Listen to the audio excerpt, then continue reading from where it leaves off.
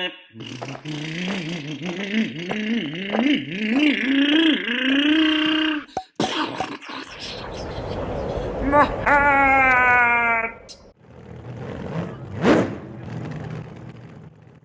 to open this up, it's quite simple. 1, 2, 3, 4, 5 screws, and then the 2 halves will come open.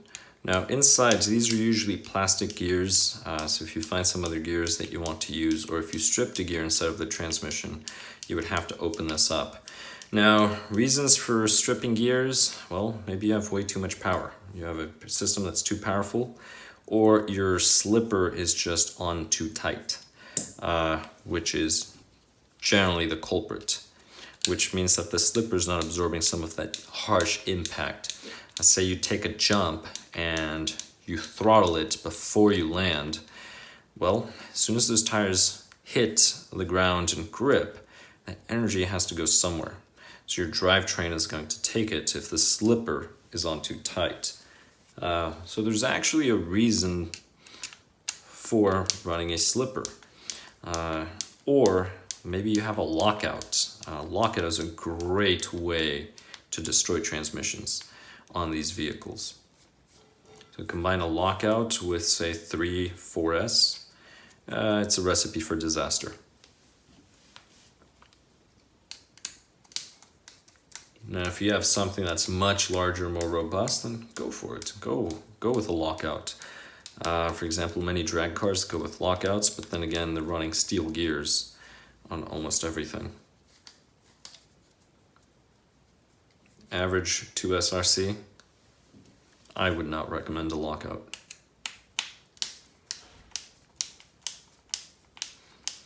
There we go. All right. There's the last screw.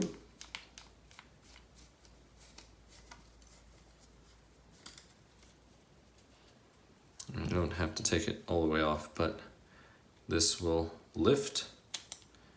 There we go, and that is it. So you have a bearing, so if you needed to replace the bearing inside, right in here, this is the way you would do it. Now, one of the things I do like about these is, these are geared differentials. Although, I'll be honest, geared differentials are great, but ball differentials work great on dirt. So if you have say a B6.2 and you have this car, you may want to swap out the differentials. That's assuming they fit. They look about the same size. I could be wrong, but I believe it's the same thing. So try it out. If you've done this before, let me know. Put it in the comments.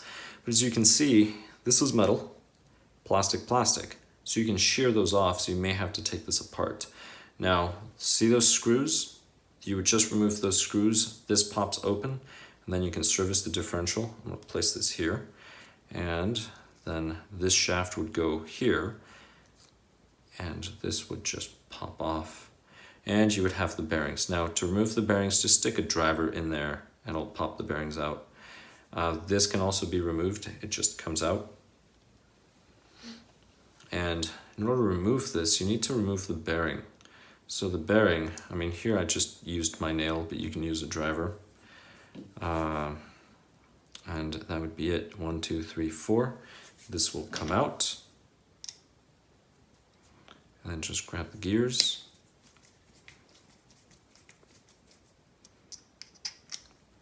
Now, usually out of the factory, they come with grease. I'm not sure. I'm really curious if this one has a little gasket or a seal. If it doesn't have a seal, maybe it'll have a penguin.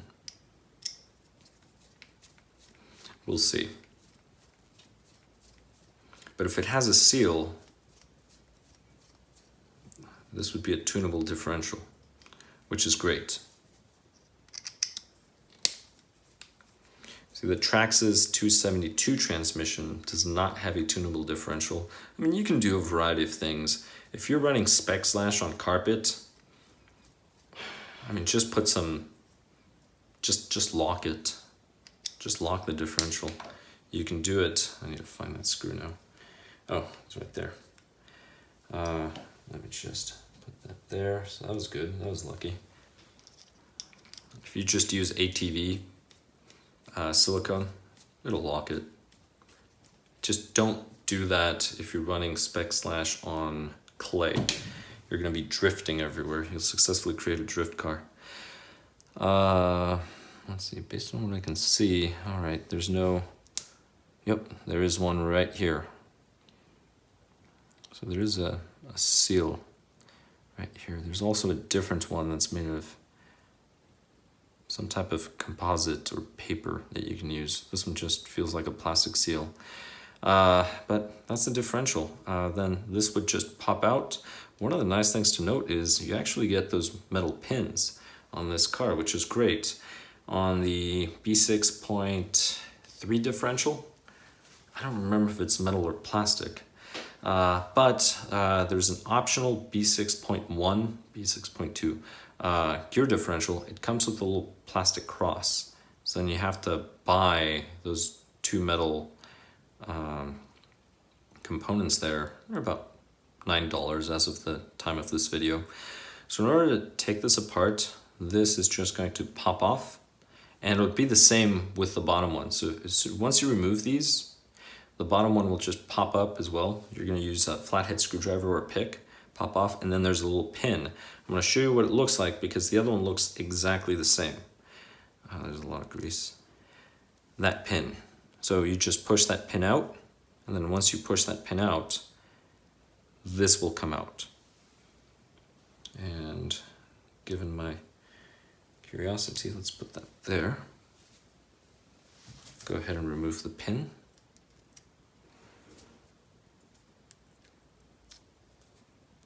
And this will come out.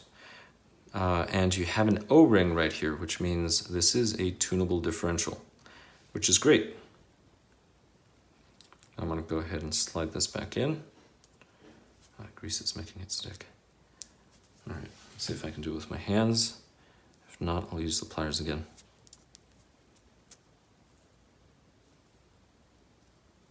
There we go. All right. Gee, this is great. There's the gear.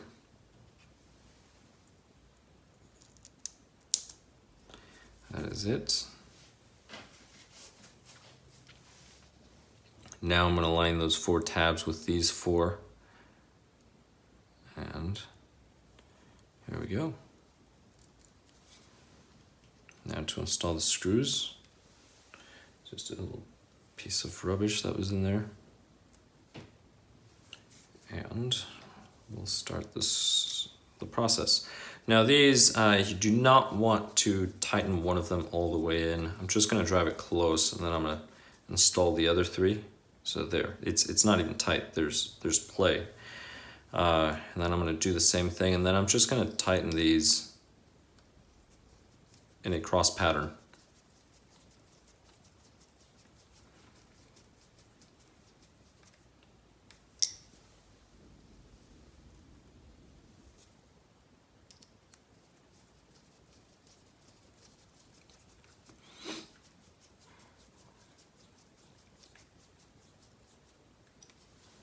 And we'll do this top one.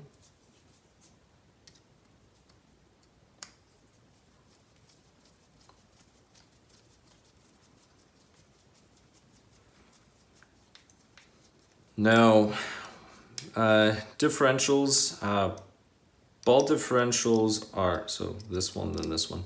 Ball differentials are good for loose dirt, things like that, because they're always active.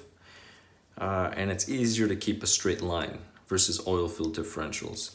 Oil-filled differentials, when there's more traction, tend to be better because of the extra resistance from the oil.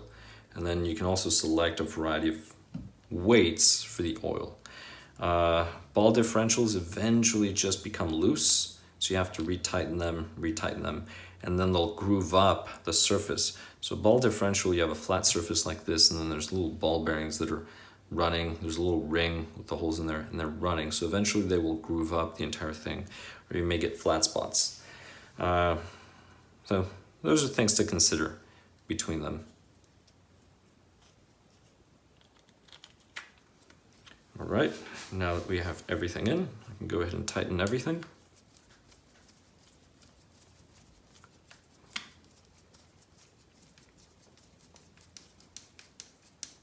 Just going to drive this close, and then I'm going to set the other screws in. It's close enough. There's still a gap. Let's see, based on this. Alright. How was I holding it? Let me just remember how I was holding this. Alright, like that. Okay. This one will go here.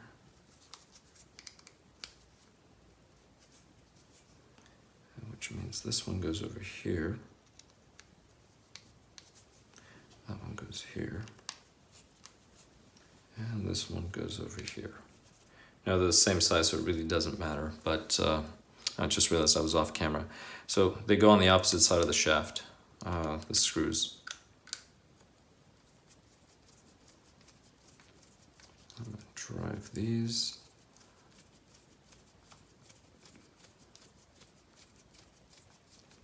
So again, I'm just going to get them close. And this one I'm actually going to go in a, say, circular direction, meaning I'm just going to go this way. Just make sure that you push the screws in first, and then once they stop, then go.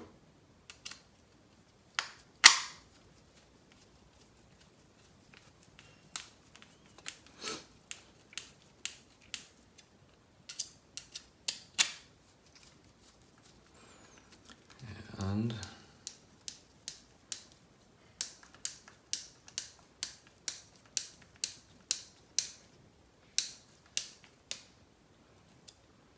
all right, here we go. I was going to go in a circular pattern, ended up not doing it.